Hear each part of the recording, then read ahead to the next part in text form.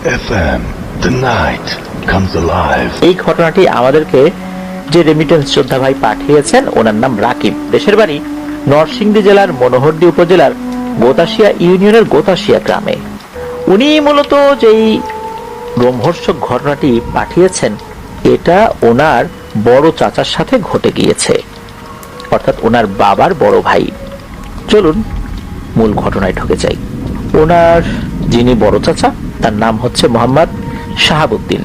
উনি একজন গরু ব্যবসায়ী। ঘটনাটি ঘটেছিল 1980-র দশকের একদম শুরুর দিকে। তখন কিন্তু ওনাদের এলাকায় ইলেকট্রিসিটি ছিল না। শ্বশুরবাড়ি থেকে বিদায় নিয়ে উনি হাঁটা ধরেছেন। খুব বেশি সময় তো আর লাগবে না নিজের বাড়িতে আসতে। ওনার হাতে ছিল একটা কুপি বাতি। উনি তো আবার ওখান থেকে জমির ভিতর দিয়ে হেঁটে যাবেন আর কি। জমিতে যখনই পা রাখবেন তখন উনি দেখেন তেঁতুল গাছের গোড়ায় কোত্থেকে যেন হঠাৎ করে একটা মহিলা অবয়ব চলে আসছে। একটু আগে কিন্তু ছিল না। এই মহিলা অবয়বটা ওনার দিকে তাকিয়ে আছে। তখন বড় চাচা মনে করেন হয়তো কোনো পাগলি হবে এখানে এসে বসে আছে, এত রাতে তো কোনো বাড়ির মহিলার এখানে আসার কথা না। তো বড় চাচা পাত্তা না দিয়ে উনি যখন সামনের দিকে পা বাড়িয়েছেন তখন পেছন থেকে ওই অবয়বটা বড় চাচার নাম ধরে ডাকে, কিরে শাহাবুদ্দিন, তোর শাশুড়ি যে খাবারগুলো দিয়েছে, মাছ মাংস, আমাকে একটু দিবি না রে বাপু? তোরা কি সব একাই খাবি? আমারও তো ক্ষুধা লেগেছে। বড় চাচা তো অবাক হন, এই মহিলা কিভাবে জানলো যে ওনার হাতে কি আছে, আর এগুলো তো আছে হাড়ির ভেতরে। এরপর বড় চাচা বলেন যে আপনি কে, আপনাকে কেন দেব? তখন গাছের গোড়া থেকে আওয়াজ আসে, আমাকে দে, না হলে কিন্তু তোর ক্ষতি হবে। তখন বড় চাচা বলেন, আমাকে ক্ষতি করার মতো আশেপাশে কেউ নাই, আমি কাউকে ভয় পাই না আল্লাহ ছাড়া। এই কথা শোনার পর মনে হলো ওই অবয়বটা অনেক ক্ষিপ্ত হয়ে গেছে। তখন বড় চাচা একটা ভয়ঙ্কর দৃশ্য দেখতে পান। উনি দেখতে পান যে এই অবয়বটা অদ্ভুত ভঙ্গিতে ওই তেঁতুল গাছে উঠে যাচ্ছে।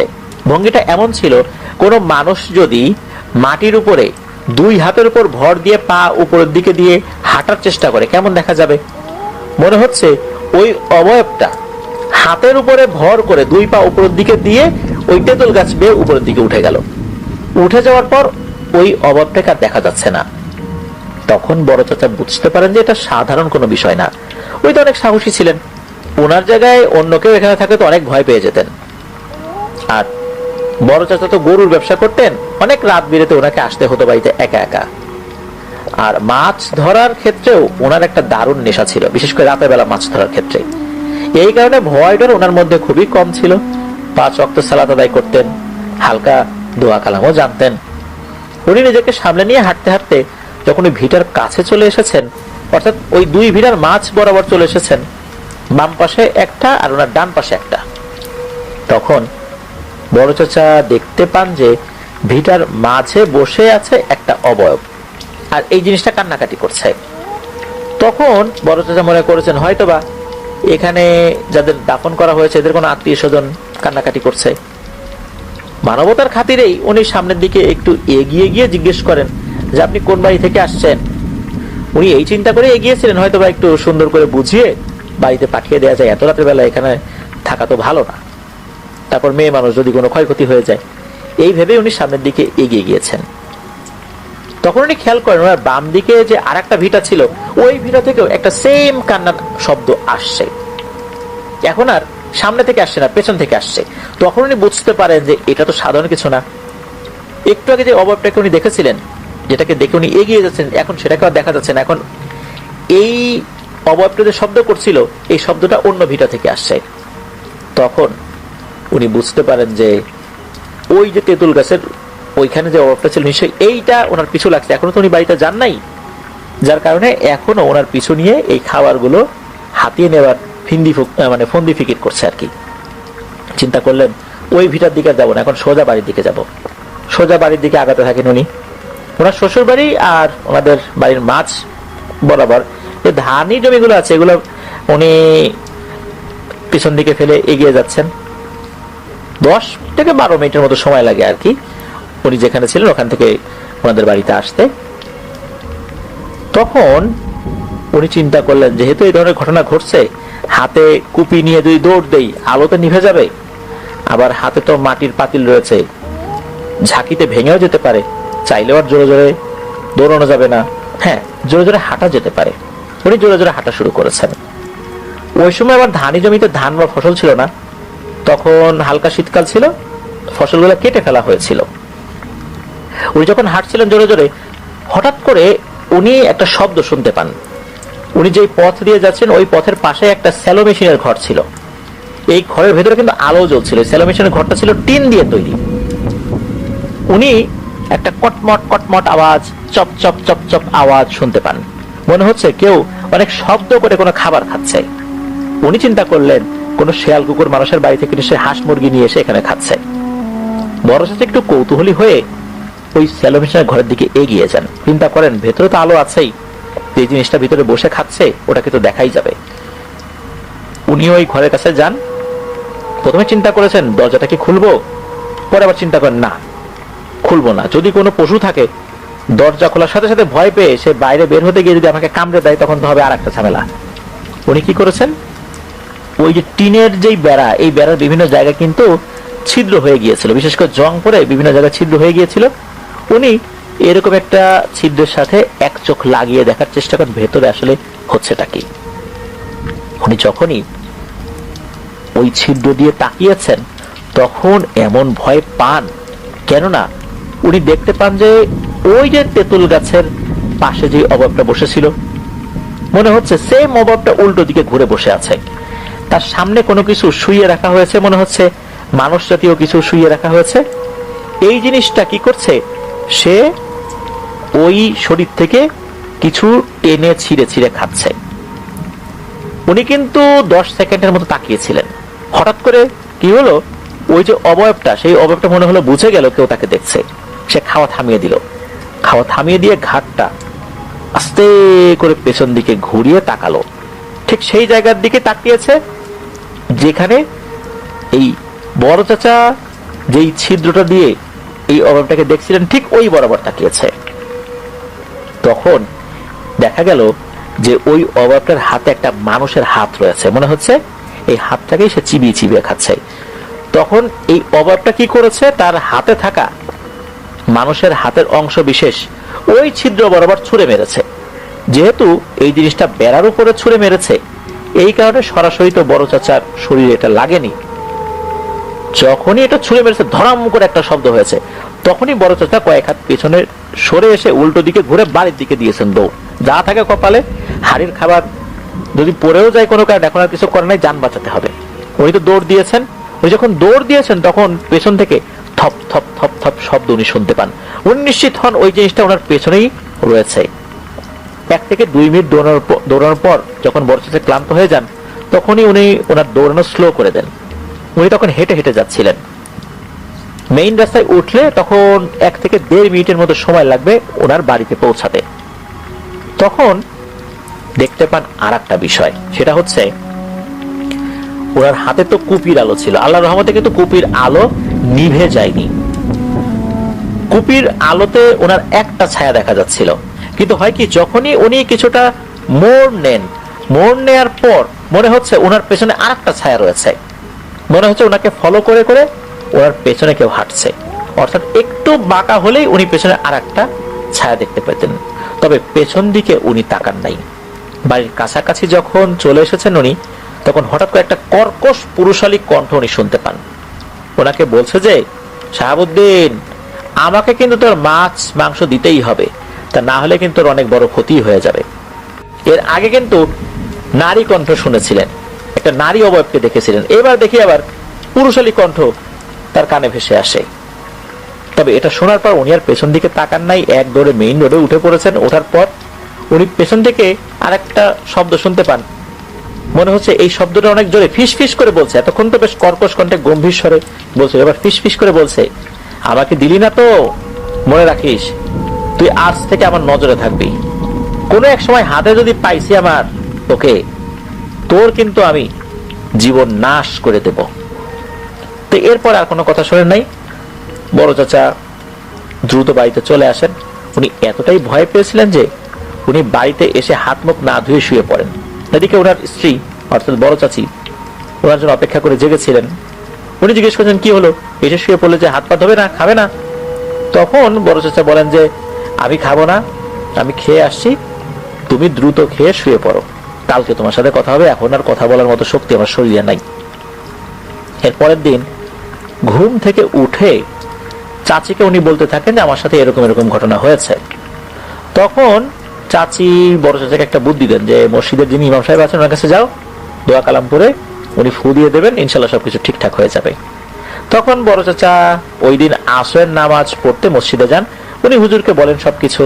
হুজুর তখন ওনাকে বলেন যে আপনাকে মনে হয় ওই ভিটায় থাকা একটা জিন ধরেছে, আমরা এটাকে গ্রামের ভাষায় শক্স বলি, নিশ্চয়ই এই জিনিসটাই আপনার পিছু নিয়েছে। তো উনি দোয়া কালাম পরে ফু দিয়ে দিয়েছেন, বলে দেন যে আপনি একটু সাবধানে থাকবেন। বড় চাচা মনে করেছেন যে ঘটনাটা হয়তো বা এখানেই শেষ হবে, কিন্তু আসলে ঘটনাটা শুরুই হয়েছে মাত্র। সেদিন এশার নামাজ পড়ার পর চাচা যখন বাড়ির উদ্দেশ্যে রওনা হয়েছেন, ওই যখন বাড়ির কাছাকাছি এসেছেন, যখনই বাড়িতে ঢুকবেন, বাড়িতে ঢোকার আগে ওনার বিশেষ করে ওনার বোনের একটা ঘর আছে, অর্থাৎ আমাদেরকে যিনি ঘটনা পাঠিয়েছেন তো তার ফুপুর ঘর। তো এই ফুপুর ঘর হচ্ছে চাচার গোয়াল ঘর আর ওই ফুপুর ঘর দুটো পাশাপাশি আর কি। মাঝখান দিয়ে একটা গলির মতো রাস্তা ছিল আর কি। গলিটা প্রায় 2 থেকে 3 ফুট চওড়া হবে, অর্থাৎ 2 জন মানুষ পাশাপাশি হেঁটে যেতে পারে এরকম একটা গলি। এটা ক্রস করে বাড়িতে ঢুকতে হয়। চাচা যখন ওইটার সামনে এসেছেন তখনই দেখতে পান যে একটা ভয়ঙ্কর মোটা সাপ। এই গলিটা যতখানি মোটা ছিল ঠিক ততখানি মোটা একটা সাপ, আর গোয়ালঘাটটা যতখানি উঁচু ততখানি উঁচু করে ফনা তুলে চাচার দিকে তাকিয়ে আছে। চাচা উনি বলেন যে এটা দেখার পর ওনার শরীরে আর কোনো শক্তি ছিল না যে উনি দৌড় দেবেন বা চিৎকার করবেন। চাচা বলেন যে ওনার শরীর দিয়ে এমন ঘাম ছুটেছে মনে হচ্ছে এই ঘামে ওনার মৃত্যু হয়ে যাবে। এটাকে অনেকে কাল ঘাম বলে, যে ঘামের মাধ্যমে মানুষের মৃত্যু হয়, মনে হচ্ছে ওনার কাল ঘাম ছুটছে এখন। উনি এরপর দেখতে পান যে যখন সাপটা ওনার দিকে আস্তে আস্তে এগিয়ে আসছে, ফনা ধরেই ওনাকে ছোবল মারতে যাবে, ঠিক তখনই চাচা আর জ্ঞান ধরে রাখতে পারেন না, উনি ওখানে অজ্ঞান হয়ে মাটিতে লুটিয়ে পড়েন। যেহেতু পাশেই ছিল ওনার বোনের ঘর, ওনার বোন ঘর থেকে শুনতে পান যে ধুপ করে কিছু একটা মাটিতে পড়েছে। কি পড়লো এটা দেখার জন্য যখন বাইরে বের হয়েছেন তখন দেখতে পান যে কেউ একজন মাটিতে শুয়ে আছে। সামনে যেতেই দেখতে পান ওনার ভাই, এই যে শাহাবুদ্দিন কাকা, উনি পড়ে আছেন মাটিতে। এটা দেখে উনি জোরে চিৎকার করতে থাকেন। সবগুলো ঘর থেকে লোকজন বেরিয়ে আসে। আসার পরে এই অবস্থা দেখে সবাই চাচাকে ধরাধরি করে ঘরের ভেতরে নিয়ে যায়, মাথায় পানি দেওয়া হয়। 1 থেকে 1.5 ঘন্টা পর ওনার জ্ঞান ফেরে। সবাই জিজ্ঞেস করলে তখন উনি সবকিছু খুলে বলেন যে উনি কি দেখেছেন। তখন সবাই আবার ওনাকে পরামর্শ দেন যে রাত বিরেতে বেশি ঘোরাঘুরি করা যাবে না, আর আরো ভালো একজন হুজুরকে দেখাতে হবে। তখন বড় চেষ্টা করেন যে ঠিক আছে, একটা ভালো হুজুর দেখাইতে হবে। এর পরের দিন চাচা চাচির কাছ থেকে বিদায় নিয়ে উনি চলে যান গরু আনার জন্য। ওনার গরুর যে বিজনেসটা ছিল আর কি, এটা মূলত উনি দূর থেকে গরু কিনে আনতেন, রাজশাহী, খুলনা এই সমস্ত জায়গা থেকে গরু কিনে আনতেন, কিছুদিন লালন পালন করে আবার উনি একটু বেশি দামে অন্য কোনো একটা হাটে বিক্রি করে দিতেন। এটাই ছিল ওনার ব্যবসা। ওনার স্ত্রী অর্থাৎ চাচির কাছ থেকে বিদায় নিয়ে উনি চলে যান রাজশাহীর উদ্দেশ্যে। সেখানে যাবার পর কেনাকাটা করেছেন। পরের দিন রাতের বেলা রাত 1টার দিকে উনি ওনার গ্রামে এসে পৌঁছান। উনি গরু আনছিলেন 6টা থেকে 7টা গরু। উনি কি করেন, সবগুলো গরুকে একটার সাথে আর একটা বেঁধে একটা রশি ধরেছেন, অর্থাৎ একটা রশি ধরেছেন, এই রশিটার সাথেই সবগুলো গরুর কানেকশন রয়েছে।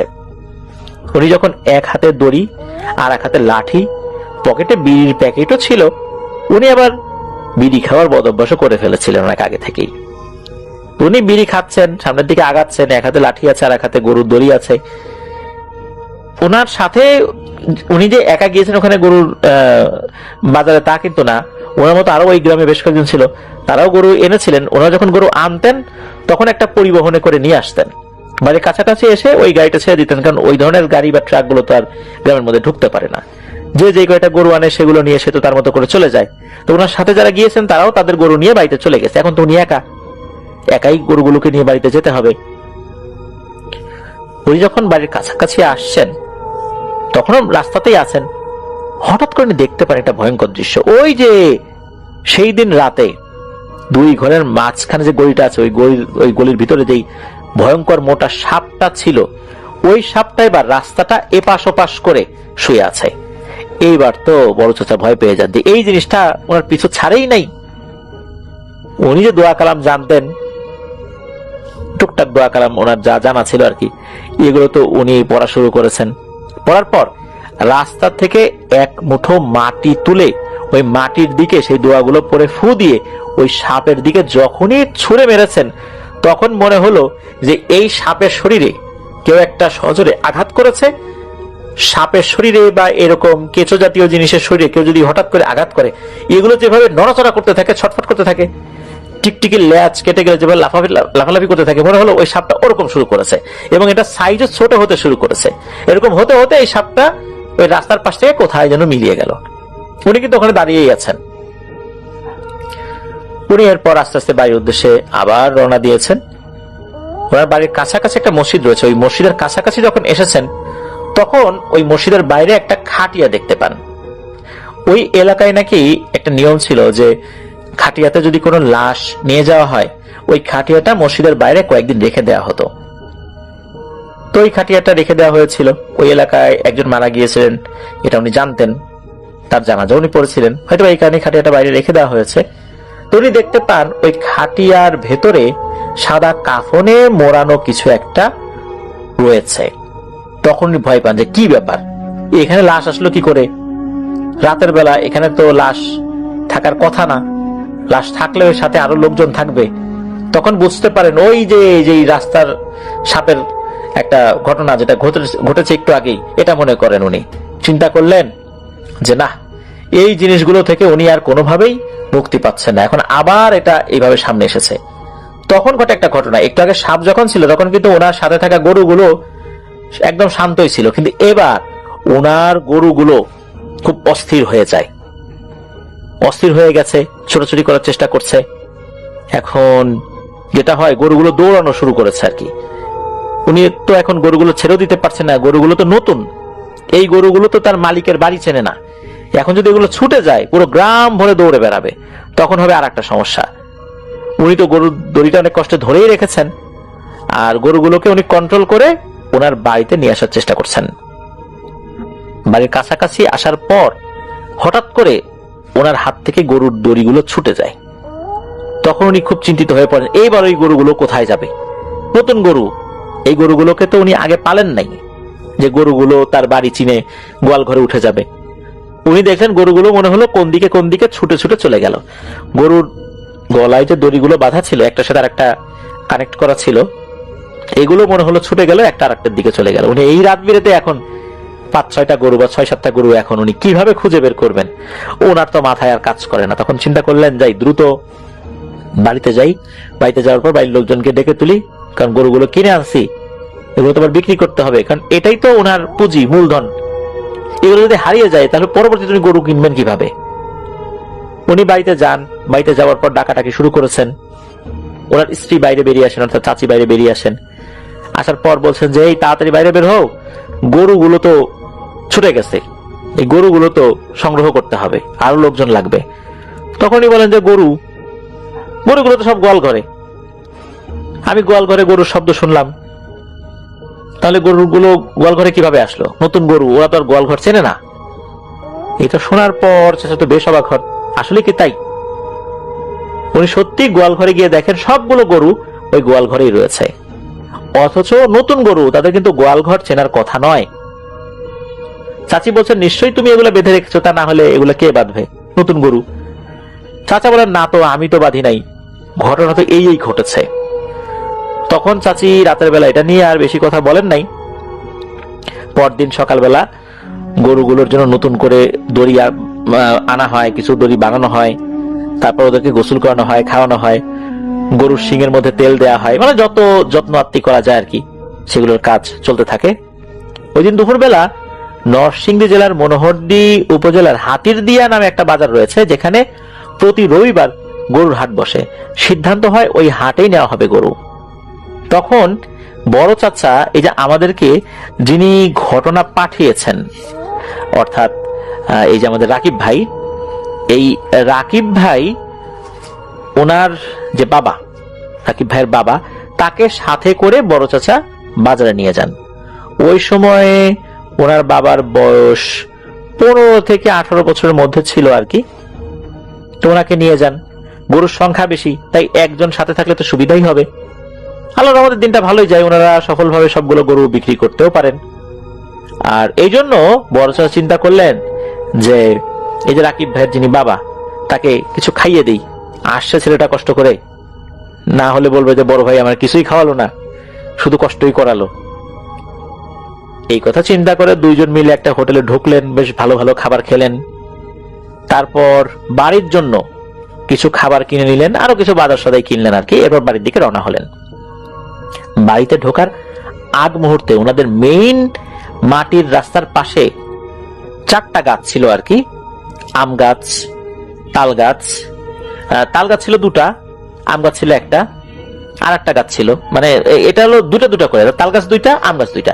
আর এগুলো এমন ছিল, প্রথমে তাল গাছ, পরে আম গাছ, আবার তাল গাছ, পরে আম গাছ, এইভাবে আর কি। ওইখানে যখন ওনারা এসেছেন তখনই তাল গাছের পাতা থেকে খসখস খসখস শব্দ শোনা যাচ্ছিল। এই দুইজনই উপরের দিকে তাকিয়েছেন, তাকার পর কিছু দেখা যাচ্ছিল না। তখন ওনারা আবার সামনের দিকে আগাতে থাকেন। একটু সামনে যখন এগিয়েছেন তখন আম গাছের ডালের মধ্যে মনে হচ্ছে কেউ একজন বসে বসে দোল খাচ্ছে। তখন রাকিব ভাইয়ের বাবা বেশ ভয় পেয়ে যান এবং ওনার বড় ভাই অর্থাৎ বড় চাচাকে বলেন যে ভাইয়া দেখো তো ওটাকে, কোন মহিলা মনে হচ্ছে ওইখানে বসে বসে দোল খাচ্ছে। এত রাত্রে এই মহিলা এখানে কিভাবে আসলো, পাগল টাগল নাকি? তখন বড় চাচা বিষয়টা বুঝতে পারেন। উনি রাকিব ভাইয়ের বাবাকে বলে, এই চুপ থাক, কোনো কথা বলিস না, আমাকে অনুসরণ করে চল, চুপচাপ থাক, মনে হয় কোনো পাগলি টাগলি হবে, বুঝতে পারলে আমাদের আবার বিপদ হতে পারে, ঢিল ঢিল ছুটতে পারে, আমাদের পিছু নিতে পারে। উনি কিন্তু বুঝতে পেরেছিলেন, কিন্তু উনি ওনার ছোট ভাইকে বিষয়টা বুঝতে দিতে চাচ্ছিলেন না, ভয় পেতে পারেন। আম গাছ ক্রস করে যখন আবার তাল গাছের কাছে গিয়েছেন তখন মনে হলো তাল গাছের উপর থেকে একটা মাটির ঢিলকে যেন ছুড়ল। এরপরে এই ঢিলের বৃষ্টি হতে শুরু হলো। যদিও বা ঢিল ওনাদের গায়ে লাগছিল না, তবে ঢিলগুলো মাটিতে পড়ার পরপরই ঢিলগুলো গুঁড়ো গুঁড়ো হয়ে যাচ্ছিল। এটা দেখে তো এই রাকিব ভাইয়ের আব্বু ভীষণ ভয় পেয়ে যান। তখন উনি বুঝতে পারেন যে আসলে একটু আগে যে ঘটনাগুলো ঘটেছে এটাও স্বাভাবিক ছিল না। এদিকে বড় চাচা বুঝতে পেরেছেন যে ওনার সাথে থাকা ছোট ভাই, সেও বুঝে গেছে যে এটা স্বাভাবিক বিষয় না। কারণ হচ্ছে রাকিব ভাইয়ের বাবা তো একদম ছোট না, 15 থেকে 18 বছর বয়সের মধ্যবর্তী কোন একটা বয়স হবে। তো উনি তো বুঝতেই পারেন গ্রামের ছেলে। তখন বড় চাচা ওনার ছোট ভাইয়ের হাতটা চেপে ধরে বাড়ির দিকে দিয়েছেন এক দৌড়ে ওনারা বাড়িতে চলে আসেন। ওই সময় চাচি তো জেগেই ছিলেন, আর উনি জানতেন যে আজকে আসতে একটু দেরি হতে পারে, এই জন্য উনি আর ঘুমিয়ে যাননি। ওনারা বাড়িতে আসছেন, আসার পর চাচি দেখতে পাচ্ছেন যে দুজনই হাঁপাচ্ছেন। তখন জিজ্ঞেস করেন, কি ব্যাপার, তোমরা সবাই ভাবে হাঁপাচ্ছ কেন? তখন সবকিছু জানতে পারে ওনাদের কাছ থেকে। তখন চাচি বলেন যে এখন গোসল না করে কেউ বাসায় এসো না বা ঘরে ঢুকো না। এরপর দুজনই গোসল করে যে যার ঘরের ভিতরে যান। যাওয়ার পর রাতের বেলা ওনারা আর খাওয়া দাওয়া করেননি, শুয়ে পড়লেন।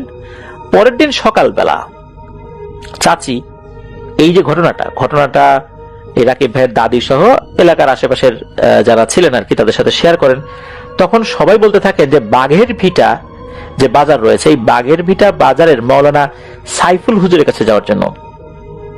উনি এই গ্রামের যত ধরনের প্যারানরমাল সমস্যাগুলো আছে এগুলোর সমাধান অনেকটাই করেছেন আল্লাহর রহমতে, ওনার কাছে যেতে হবে।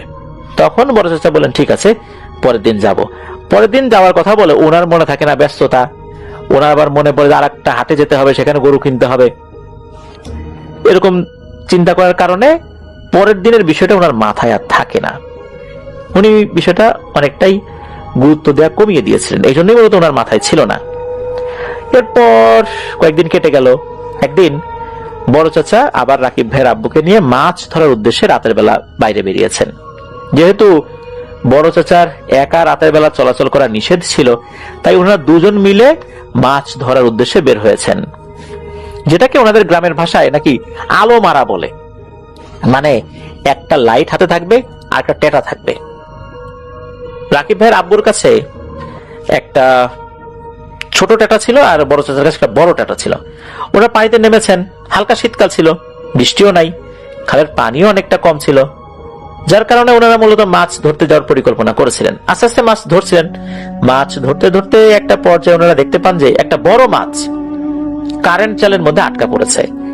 পানি যেহেতু কম ছিল, অনেক মানুষই কারেন্ট জাল পেতে রাখতো আর কি। তখন ওনাদের মাথায় একটা দুষ্টু বুদ্ধি আসে, এই মাছটা ওই জাল থেকে খুলে ওনারা নিয়ে যাবেন, রাতের বেলা তো কেউ তো দেখবে না। এই বলে যখন ওনারা জালের কাছে গিয়েছেন, গিয়ে দেখেন প্রায় 10 থেকে 15 কেজির একটা বড় মাছ জালের মধ্যে আটকা পড়েছে। ওনারা জালটা ভালো করে দুজন মিলে ধরে ওখান থেকে মাছটা খোলেন। খোলার পর ওনারা চিন্তা করলেন যে আজকে আর মাছ ধরা লাগবে না, আজকের মতো এখানেই থাক, যাই বাড়িতে যাই। ওনারা মাছটাকে উঠিয়ে নিয়ে বাড়ির দিকে রওনা হয়েছেন।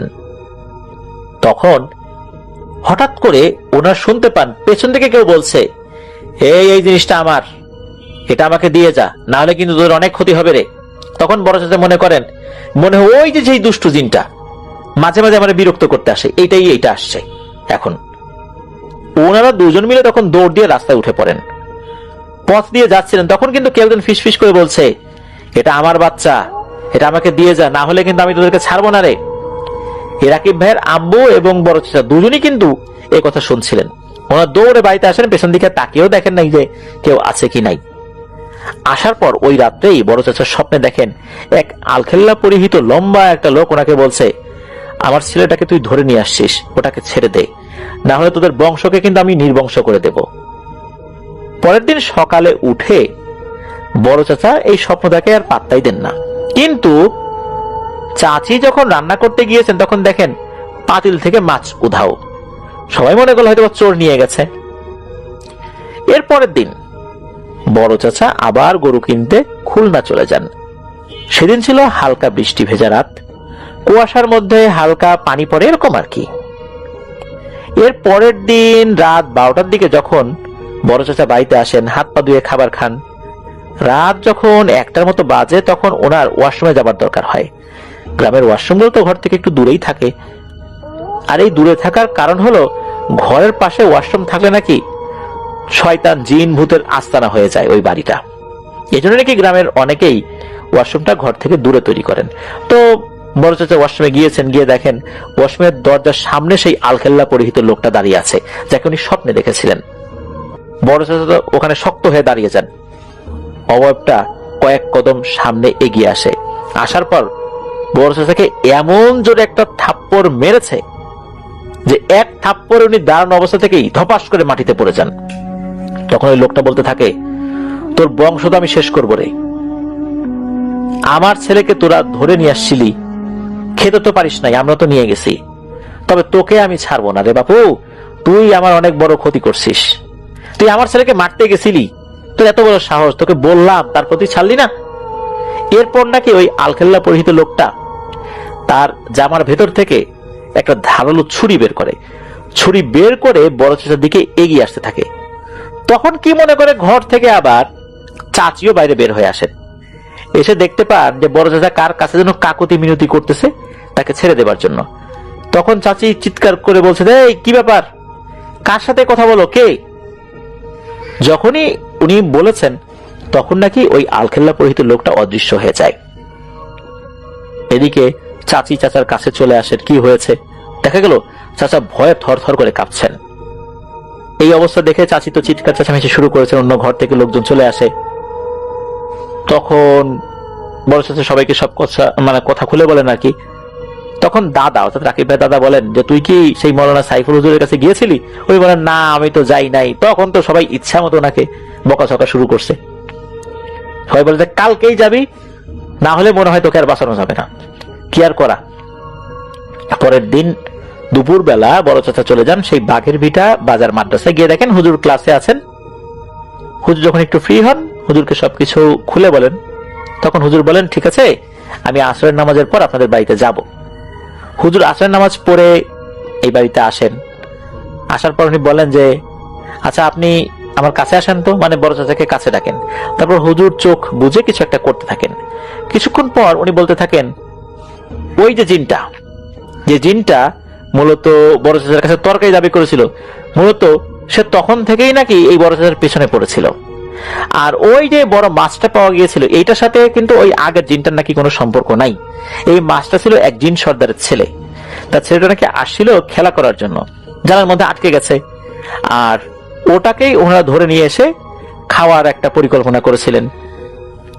হুজুর জানান যে এই জিনিসটা থেকে মুক্তি পাওয়া তো কষ্টকর হবে, কেননা এই দুটো জিন তো দুই গোত্রের। হুজুর বলেন যে ঠিক আছে, আজকে এশার নামাজ পড়ে আমি আসন বসাবো, দেখি কি করা যায়। এশার নামাজের পর হুজুর একটা গন্ডি কাটেন, হুজুর নিজে একটার মধ্যে বসেন, অন্যটার মধ্যে বড় চাচাকে বসান। কিছুক্ষণ পর বড় চাচার কণ্ঠটা চেঞ্জ হয়ে যায়, শরীরটা একটা ঝাঁকুনি দিয়ে মহিলা এবং পুরুষালী এক মিশ্র কণ্ঠে বলতে থাকে, এই হুজুর, তুই তো জানিস এখানে আমি মজলুম, এই লোকটা আমার সর্দারের ছেলেকে মারতে চাইছিল, আমি তো এই লোকটাকে ছাড়বো না, সর্দারের কাছে আমার সম্মানটা কোথায় থাকলো, আমি তো এই ছেলেটার পাহারায় ছিলাম, আমার তো মান সম্মান আর নাই, আমি যদি ওকে না মারি আমার সম্মান আমার গোত্রে একেবারেই শেষ। হুজুর তখন বেশ অনুনয় করে বলতে থাকেন যে আসলে ওরা তো বুঝতে পারেনি। তখন ওই জিনটা বলে, সব মানুষ এই একই কথাই বলে, অপকর্ম করে ফেলে, এরপরে বলে বুঝতে পারিনি। বুঝতে পারুক আর না পারুক, যা ক্ষতি হওয়ার আমাদের তো হয়েই যায়। তোর শরীয়ত কি বলে? জানের বদলে জান বলে না? আমিও তাই চাই। তখন হুজুর বলে, জানের বদলে জান তো তখনই হয় যখন কারো জান চলে যায়। ওই ছেলেটার কি জান গেছে? জান তো আর যায় নাই, তোমরা তো ঠিকই তাকে নিয়ে গেছো। তাহলে তুমি যে জান নিতে চাচ্ছ, হাসরের মাঠে তো তুমি এর জন্য দায়ী থাকবা। এটা কি ঠিক হবে? এর থেকে ভালো হয় আমি তোমাকে কিছু হাদিয়া দিই, তুমি একে ছেড়ে দাও। তখন নাকি ওই জিনটা বলে, সর্দারের ছেলের মৃত্যু হতে হতে সে বেঁচে গেছে, আমি আমার সর্দারের কাছে কতটুকু ছোট হয়েছে সেটা আমি জানি। তোর কি মনে হয় যে আমি ভোগ দিয়ে একে ছেড়ে দিব? এরকম অনেকক্ষণ তর্কাতর্কি হয়। একটা পর্যায়ে হুজুর জিনটাকে ধমক দিয়ে বলে, তুমি যদি এই ছেলেটাকে ছেড়ে না যাও তাহলে তোমাকে কিন্তু বন্দি করে ফেলবো। এই কথা শুনেই নাকি ওই জিনটা একটা হাসি দিয়ে ওই গন্ডি থেকে বের হয়ে চলে যায়। হুজুর এরপর খুব চিন্তাগ্রস্ত হয়ে পড়েন, কারণ হুজুর যে গন্ডিটা দিয়েছিলেন এর মধ্যে ঢোকা সহজ, বের হওয়া কিন্তু সাধারণ কোনো জিনের পক্ষে সম্ভব নয়। হুজুর তখন এই পরিবারের সব সদস্যদেরকে বলতে থাকেন যে এই জিনগুলো হচ্ছে পানির জিন, যেগুলো অনেক শক্তিশালী হয়। এদেরকে বুঝিয়ে শুনিয়ে ছাড়ানোটাই সব থেকে বেশি বুদ্ধিমানের কাজ হবে, এদের সাথে শক্তিতে আমাদের পেরে ওঠার কথা না। এরপর হুজুর বলেন, আমাকে কয়েকটি দিন সময় দিন, আমি দেখছি কি করা যায়। সেদিন হুজুর যে কাজটি করে সেটা হলো ওই বাড়িটাকে বন্ধ করে দিয়ে বড় চাচাকে পানি পড়া দিয়ে মাদ্রাসায় চলে যান। হুজুরের কাছে একটা জিন গোত্র ছিল যারা হুজুরের বিভিন্ন ধরনের কাজে সহযোগিতা করত।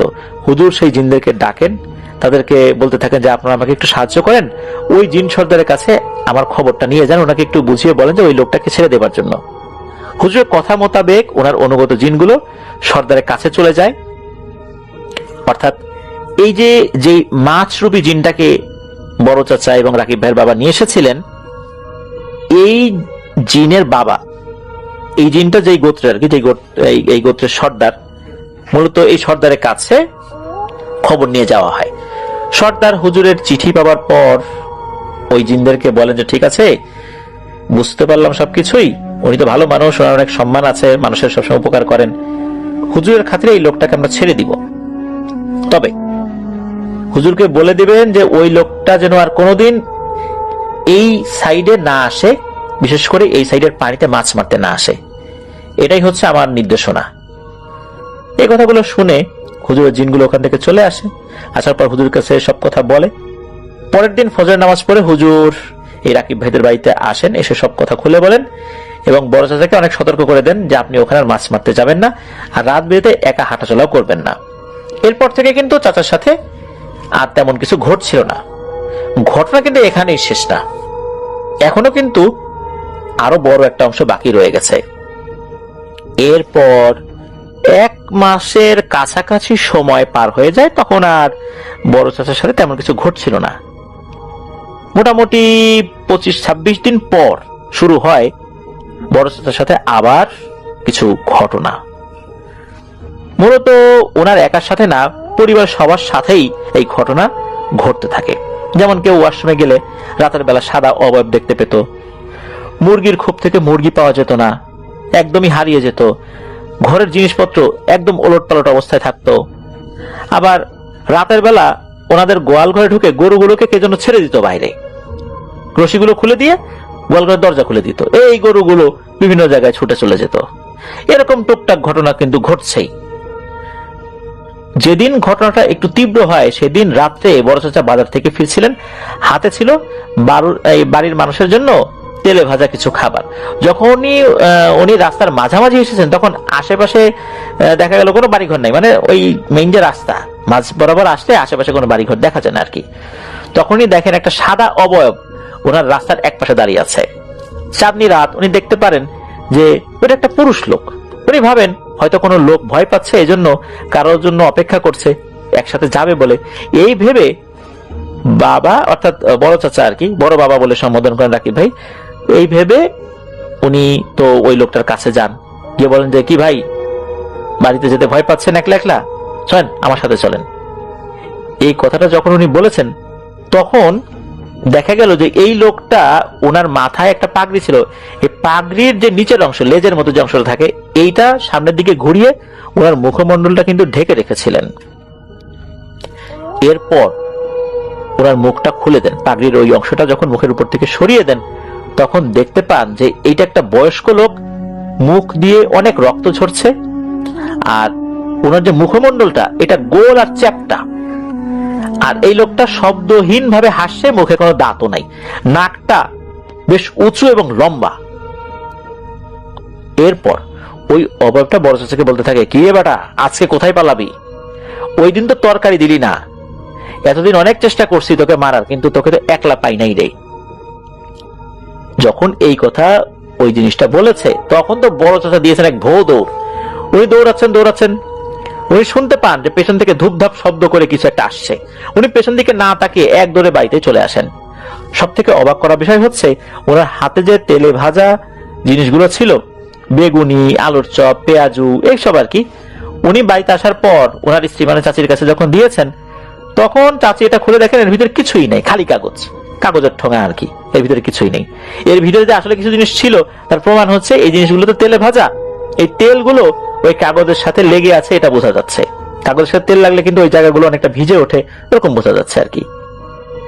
এরপর তো সব কথা খুলে বলেন, রাতের বেলা এই ঘটনা ঘটছে, উনি তো দৌড়ে আসছেন। এটা শোনার পর চাচি বলেন যে তুমি আবার মাদ্রাসার ওই হুজুরের কাছে যাও, গিয়ে বলো যে আপনি যে বলেছিলেন যে ওরা পিছু নেবে না, ওই জিনিসটা তো আবার পিছু নিয়েছে। চাচা পরের দিন আবার সাইফুল হুজুরের কাছে গিয়ে সব কথা জানিয়েছেন। হুজুর এটা শুনে বেশ অবাক হন, উনি বলেন না তো, এটা তো হওয়ার কথা না, তারপরও আমি দেখতেছি যেহেতু আপনি বিষয়টা বললেন। এরপরে শুক্রবার ছিল, তো উনি বলেন যে শুক্রবারটার পরের দিন 3 দিন পর আপনাদের বাড়িতে আমি ইনশাল্লাহ আসবো। তো সত্যি 3 দিন পর হুজুর বাড়িতে আসেন। হুজুর বাড়িতে আসার পর একটা ভয়ঙ্কর তথ্য দেন। কথাগুলো ছিল এরকম যে হুজুর ওনার জিনদেরকে দিয়ে ওই সর্দারের কাছে খবর পাঠান। তখন সর্দার বলেন যে সর্দার সরাসরি হুজুরের সাথে কথা বলবেন।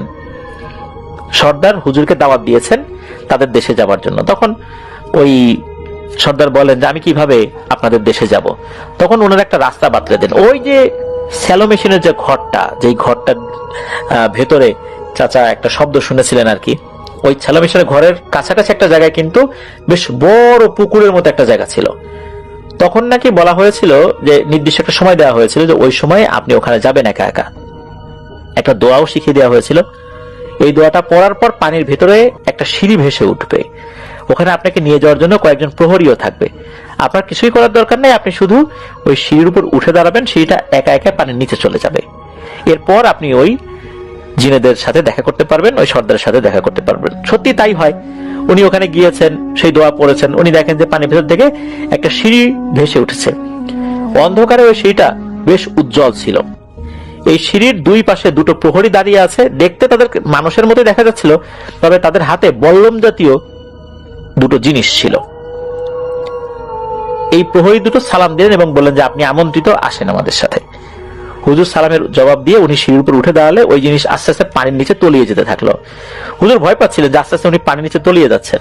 তবে যখন উনি পানির নিচে তলিয়ে গেছেন তখন দেখতে পান যে চতুর্দিকে বাউন্ডারি দেয়া একটা বিশাল রাজপ্রাসাদের মতো, তবে এর মধ্যে আরো অনেকগুলো বিল্ডিং রয়েছে, সাদা কালারের বা মার্বেল পাথর দিয়ে তৈরি এই বিল্ডিং গুলো। এরপর ওই যে প্রহরী তখন হুজুরকে বলেন যে আপনি ওই যে সামনের দিকে যে প্রাসাদটা দেখতে পাচ্ছেন ওটার ভিতরে যান, সবাই আপনার অপেক্ষায় আছে।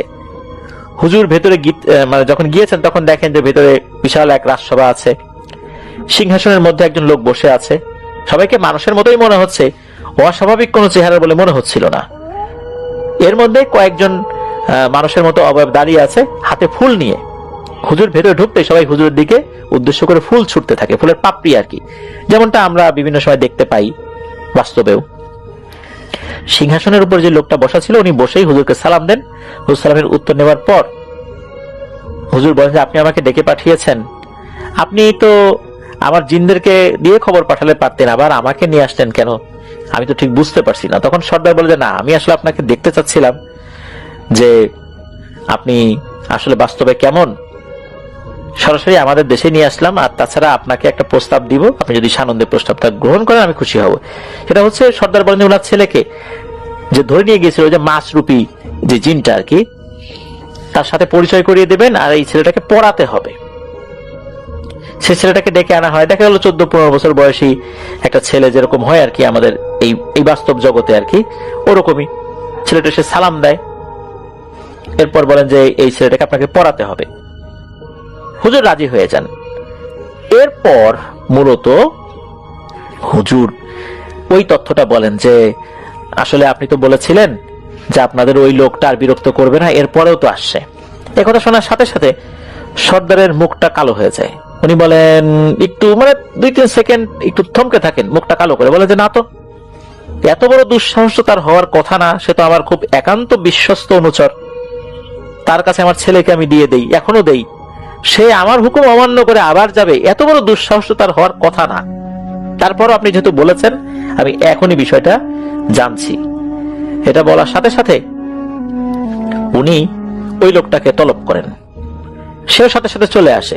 আসার পর সর্দার বলছে যে তুমি কি আবার ওই শাহাবুদ্দিন লোকটাকে বিরক্ত করতে গিয়েছিলে?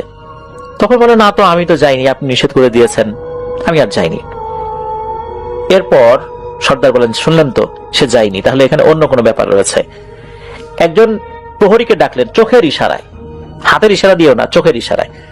প্রহরীটা চলে আসলো, কিছু একটা ফিসফিস করে বললেন, এরপরই প্রহরী চলে গেল।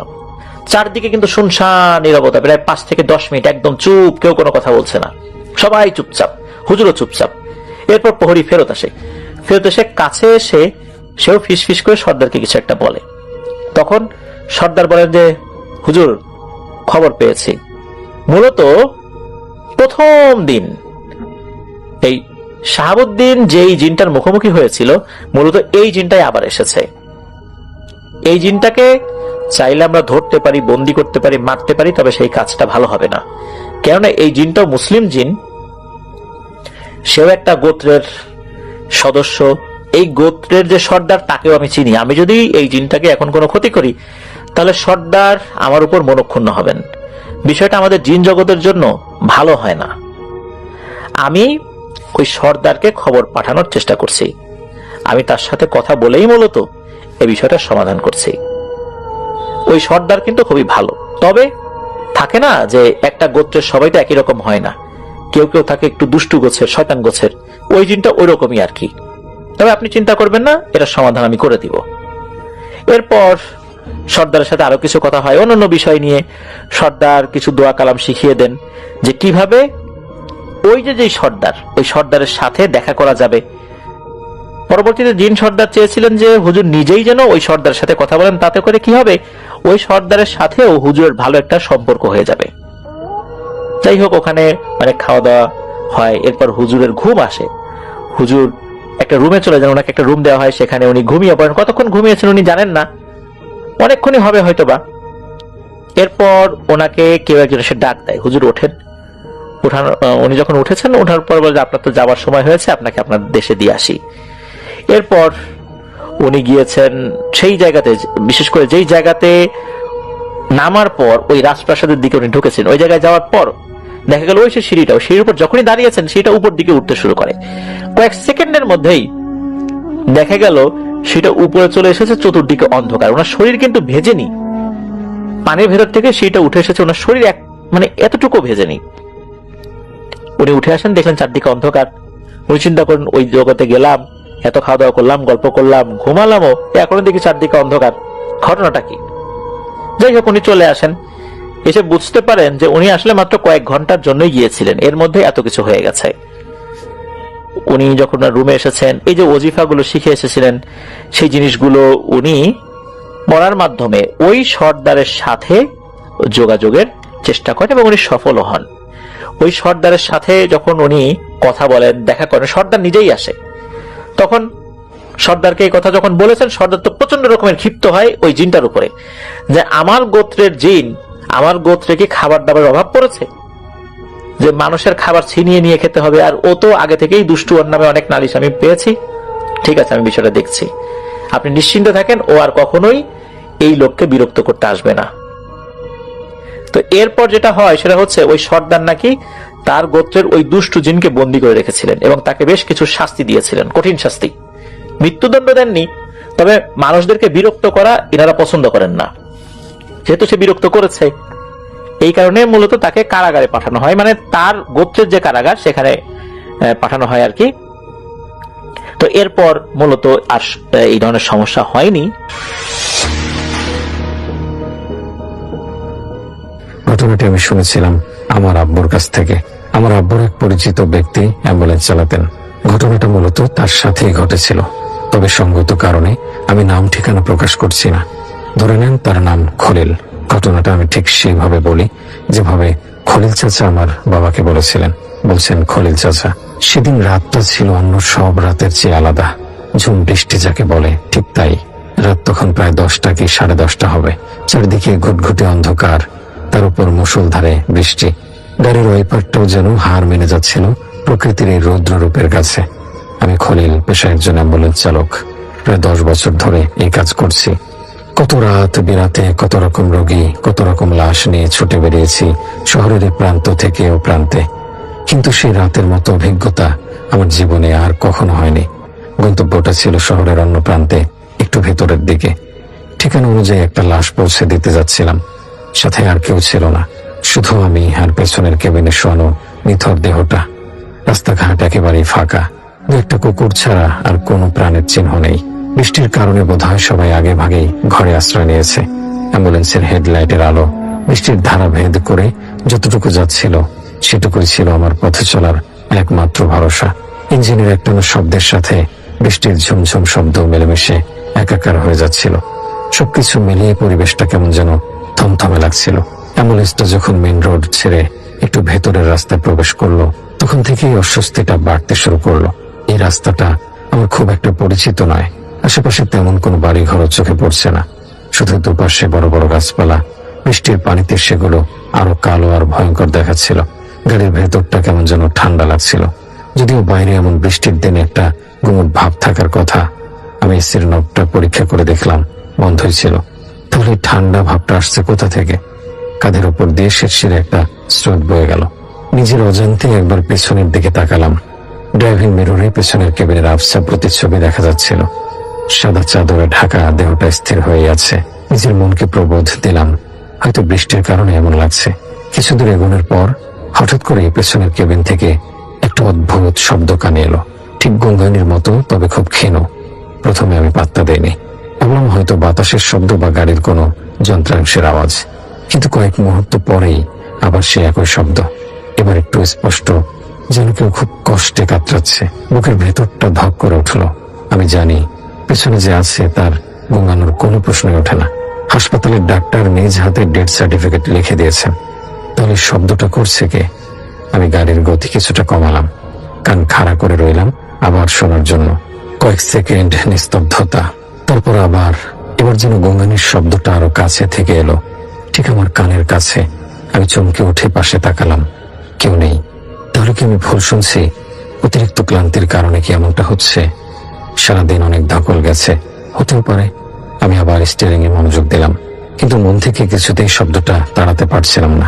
কিছুক্ষণ পর গঙ্গানির শব্দটা থেমে গেল। তার জায়গায় শুরু হলো নতুন এক উপদ্রব। এবার মনে হলো কেউ যেন পেছনের কেবিনের দরজায় খামচি মারছে।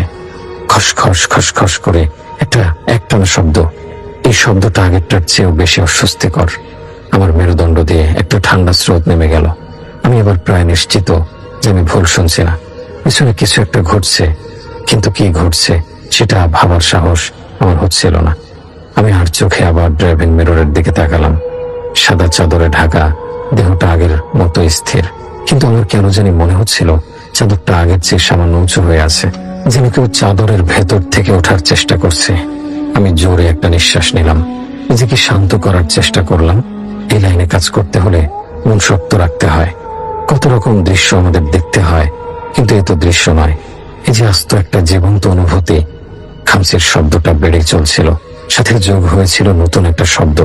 এবার মনে হচ্ছিল কেউ যেন ভেতরের দেয়ালে মাথা ঠুকছে, ধুপ ধুপ ধুপ একটা ভারী শব্দ। আমার হাত পা ঠান্ডা হয়ে আসতে শুরু করলো, কপালের ঘাম বৃষ্টির পানির সাথে মিশে গাল বেয়ে পড়তে লাগলো। আমি ঠিক করলাম গাড়ি থামিয়ে একবার পেছনে দেখব, কিন্তু পরক্ষণে মনে হলো এই নির্জন অন্ধকার রাস্তায় গাড়ি থামানোটা কি ঠিক হবে? যদি সত্যি সত্যি অস্বাভাবিক কিছু ঘটে তাহলে আমি একা কি করব? সাহায্যের জন্য চিৎকার করলেও শোনার মতো কেউ নেই। তাছাড়া লাশটাকে তার আত্মীয়দের কাছে পৌঁছে দেওয়াটাও আমার দায়িত্ব। এই অবস্থায় গাড়ি থামিয়ে সময় নষ্ট করাটা বোকামি। আমি গাড়ির গতি বাড়িয়ে দিলাম, ভাবলাম যত তাড়াতাড়ি সম্ভব গন্তব্যে পৌঁছে এই অস্বস্তিকর পরিস্থিতি থেকে মুক্তি পেতে হবে। কিন্তু আমি গতি বাড়াতেই পেছনের কাণ্ড কারখানাগুলো যেন পাল্লা দিয়ে বাড়তে লাগলো। মাথা ঠোকার শব্দটা এবার আরো জোরালো হলো, সাথে যোগ হলো একটা অদ্ভুত ঘর ঘর শব্দ, যেন কারো নিঃশ্বাস আটকে আসছে। আমার মনে হচ্ছিল পেছনে যা আছে সেটা আর স্থির নেই, সেটা নড়াচড়া করছে, হয়তো উঠে বসার চেষ্টা করছে। এই চিন্তাটা মাথায় আসতেই আমার গায়ে কাঁটা দিয়ে উঠলো। আমি আর পেছনে তাকানোর সাহস পেলাম না, চোখ বন্ধ করে শুধু রাস্তা ধরে এগিয়ে যেতে লাগলাম। বৃষ্টির তীব্রতাও যেন পাল্লা দিয়ে বাড়ছিল, ওয়াইপারটা আর পেরে উঠছিল না। সামনের রাস্তা প্রায় অস্পষ্ট, হেডলাইটের আলোয় শুধু দেখা যাচ্ছিল বিদ্যুতের খুঁটিগুলো একের পর এক পেছনে চলে যাচ্ছে। আমার মনে হচ্ছিল এই রাস্তাটা যেন আর শেষ হবে না, অনন্তকাল ধরে আমি বৃষ্টির রাতের রাস্তায় একটা অশুভ কিছুকে পেছনে নিয়ে ছুটে চলেছি। হঠাৎ করে খামচির শব্দ, মাথা ঠোকার শব্দ, গুনগানের শব্দ, সবকিছু একসাথে থেমে গেল। গাড়ির ভেতর নেমে এলো এক অদ্ভুত নিস্তব্ধতা, এতটাই নিস্তব্ধ যে আমার নিজের হৃৎপিণ্ডের শব্দ আমি শুনতে পাচ্ছিলাম। এই আকস্মিক নীরবতাটা যেন আরো বেশি ভয়ের। আমার মনে হলো ঝড় ওঠার আগের মুহূর্তের মতো সবকিছু শান্ত হয়ে আছে, কিছু একটা ঘটতে চলেছে, খুব খারাপ কিছু। আমি স্টিয়ারিংটা আরো শক্ত করে ধরলাম। ঘরের দিকে তাকিয়ে দেখলাম রাত প্রায় 11টা বাজে। গন্তব্যে পৌঁছাতে আরো অন্তত আধা ঘন্টা লাগবে। এই আধা ঘন্টা আমি কিভাবে পার করব, সেই চিন্তায় আমার গলা শুকিয়ে আসছিল। আমি শুধু মনে মনে সৃষ্টিকর্তাকে ডাকছিলাম যেন এই বিপদ থেকে তিনি আমাকে উদ্ধার করেন। কিন্তু আমি জানতাম না আসল ঘটনার শুরু তো এখনো বাকি। প্রথম পর্বের সেই আকস্মিক নিস্তব্ধতা আমার জন্য কোনো স্বস্তি নিয়ে আসেনি, বরং ভয়টাকে আরো কয়েক গুণ বাড়িয়ে দিয়েছিল। আমার মনে হচ্ছিল পেছনের ওই খারাপ জিনিসটা হয়তো এতক্ষণ আমাকে তার উপস্থিতি জানান দিচ্ছিল, কিন্তু এবার সে সরাসরি কিছু করার জন্য প্রস্তুতি নিচ্ছে। আমি স্টিয়ারিং হুইলটা আরো শক্ত করে আঁকড়ে ধরলাম, ঘামে ভেজা হাত দুটো পিছলে যাচ্ছিল। বৃষ্টির তীব্রতা একটু কমেনি, বরং মাঝে মাঝে বিদ্যুৎ চমকাচ্ছিল, আর সেই ক্ষণিকের আলোয় চারপাশের ভয়ঙ্কর রূপটা আরো স্পষ্ট হয়ে উঠছিল। কিছুক্ষণ পিনপতন নীরবতায় চলার পর নতুন একটা উৎপাত শুরু হলো।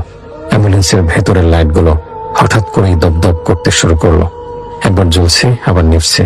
এই আলো আধারের খেলাটা আমার স্নায়ুর ওপর প্রচন্ড চাপ সৃষ্টি করছিল।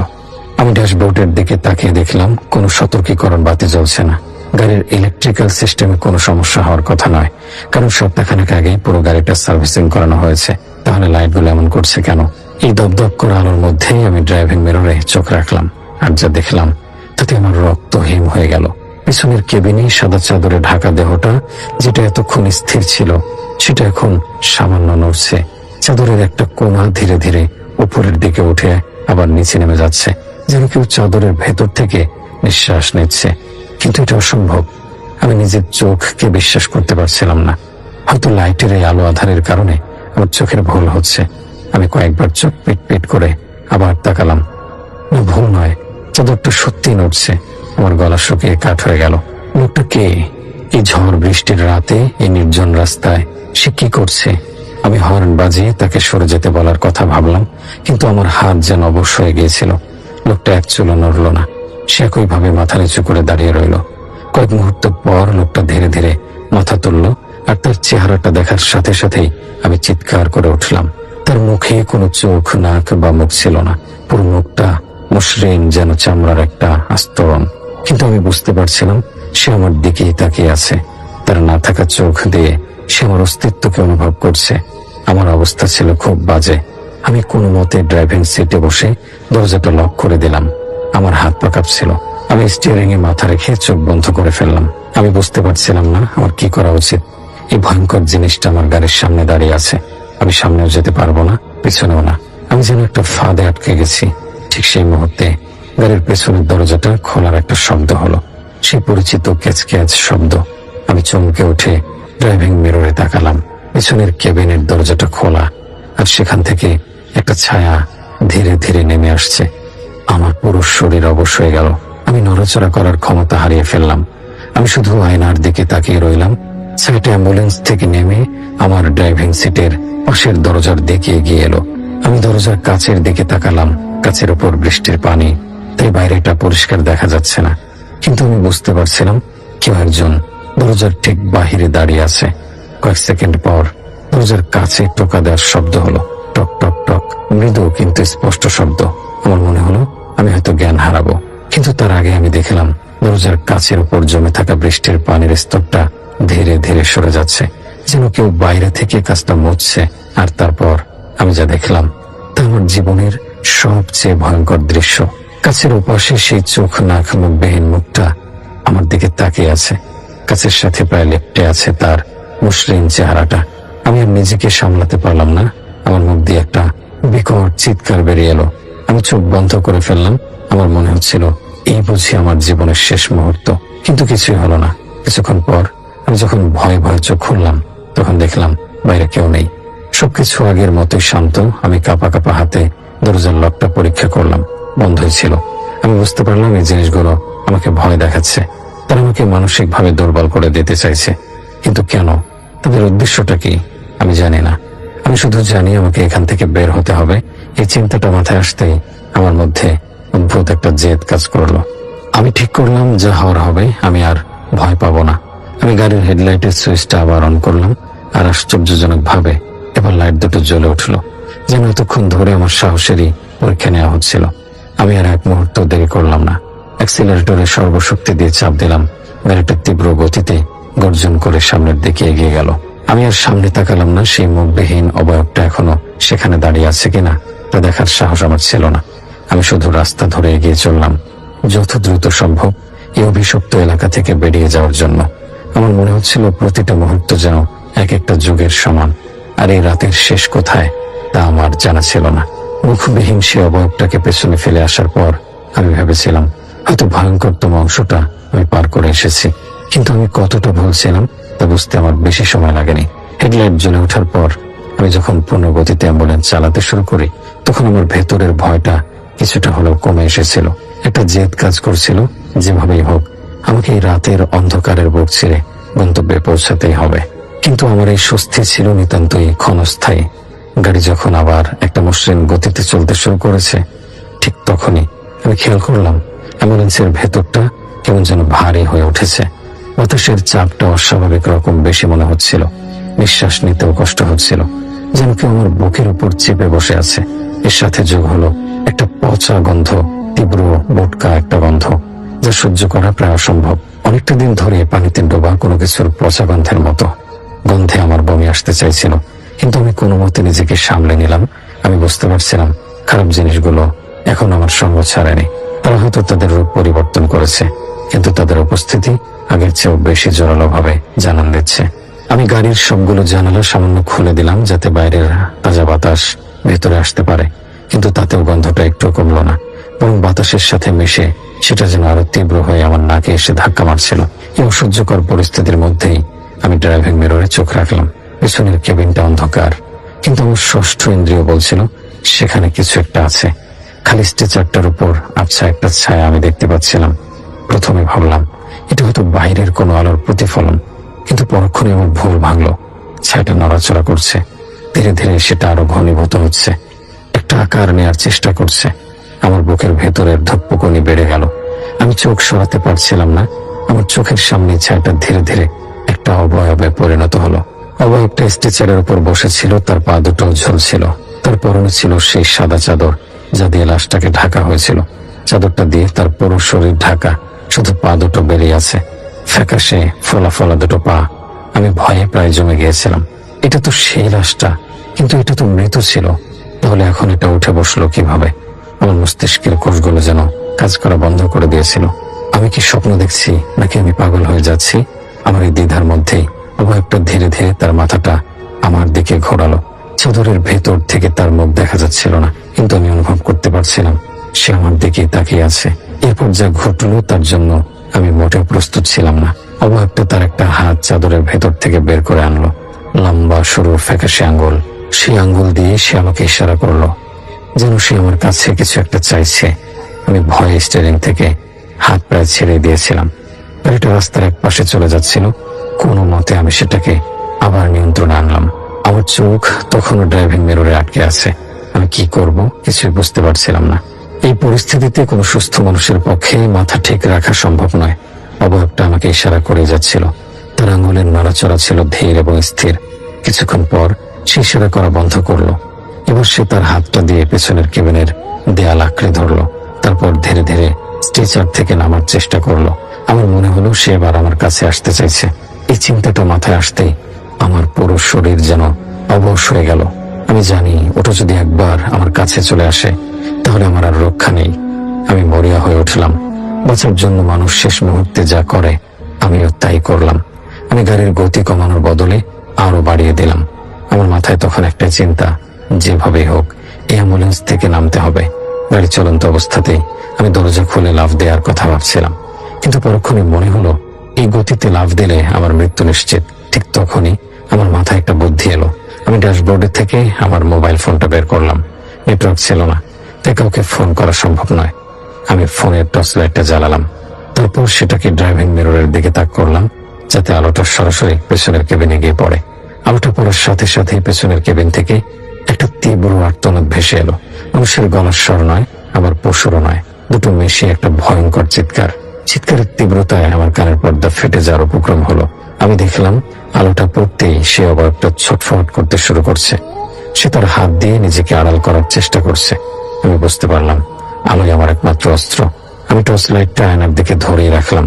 অবয়বটা তখন যন্ত্রণায় কাতরাচ্ছিল, তার পুরো শরীর কাঁপছিল, আর ধীরে ধীরে সেটা আবার একটা ছায়ায় পরিণত হচ্ছিল। কয়েক মুহূর্তের মধ্যেই সেই ঘনীভূত ছায়াটা মিলিয়ে গেল, যেন সেখানে কিছু ছিল না। পেছনের কেবিনটা আবার আগের মতো খালি হয়ে গেল। তীব্র পচা গন্ধটা আবার নেই। আমি হাঁপাচ্ছিলাম, আমার পুরো শরীর ঘামে ভিজে গিয়েছিল।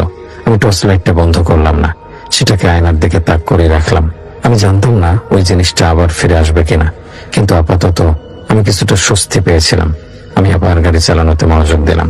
গন্তব্য আর খুব বেশি দূরে নয়। রাস্তার পাশে মাইল ফলক দেখে আমি বুঝতে পারছিলাম আর বড় জোর 10-15 মিনিটের পথ।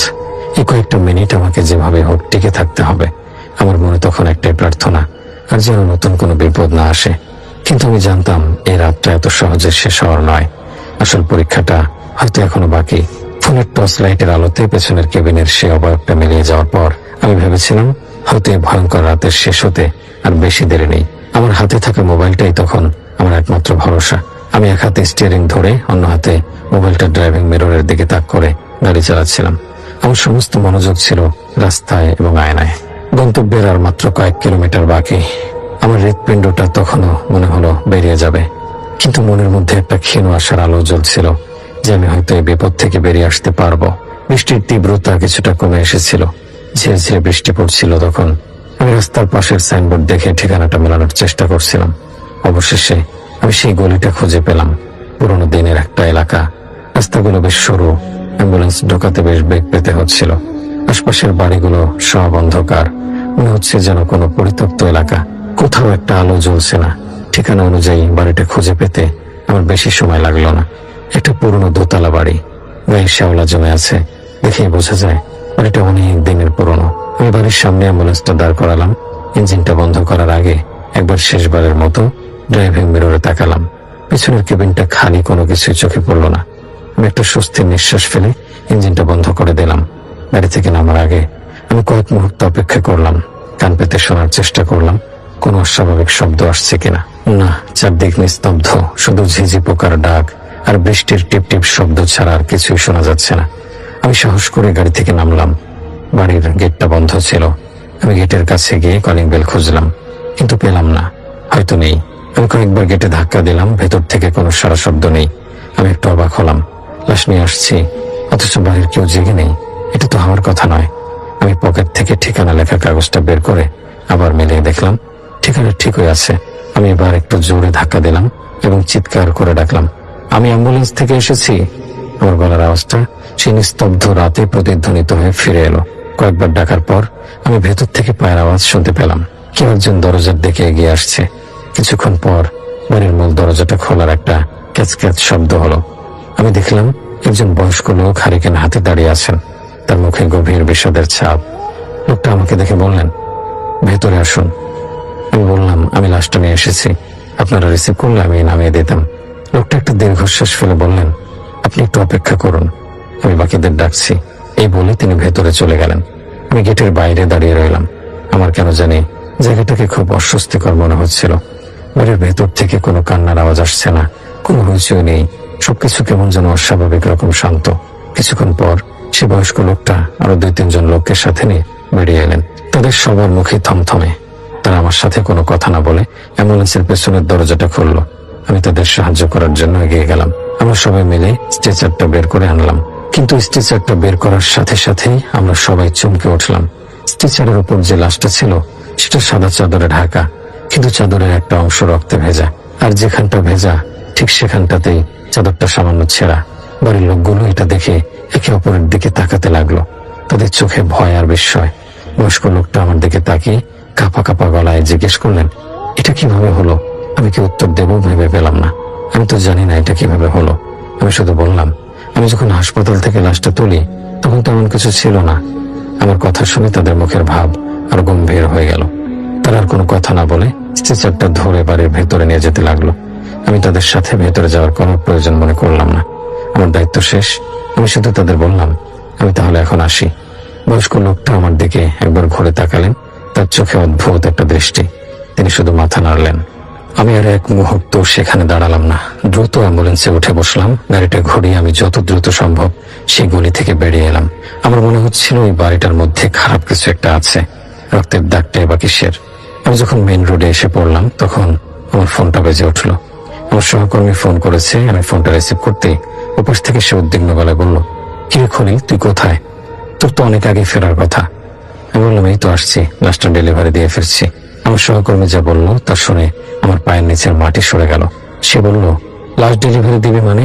তুই তো আজ কোনো লাশ নিয়ে যাসনি। আজ রাতের ডিউটিতে তো আমি ছিলাম, তুই তো ছুটি নিয়েছিলি। আমি হতভম্ব হয়ে গেলাম। এটা কি বলছে সে? আমি বললাম, কি যা তা বলছিস? আমি তো হাসপাতাল থেকে লাশ নিয়ে এলাম, ঠিকানা মতো পৌঁছেও দিলাম। ওপাশ থেকে সে বলল, আরে না, আজ রাতে হাসপাতাল থেকে কোনো লাশই ছাড়া হয়নি। তুই ভালো করে ভেবে দেখ, তুই কার ফোন পেয়েছিলি? আমার মাথাটা ঘুরতে শুরু করলো। আমি মনে করার চেষ্টা করলাম আমাকে কে ফোন করেছিল, কিন্তু কোনো কিছু মনে করতে পারছিলাম না। আমার শুধু মনে আছে একটা ফোন এসেছিল আর আমাকে একটা লাশ পৌঁছে দিতে বলা হয়েছিল। আমার সারা শরীর ঠান্ডা হয়ে গেল।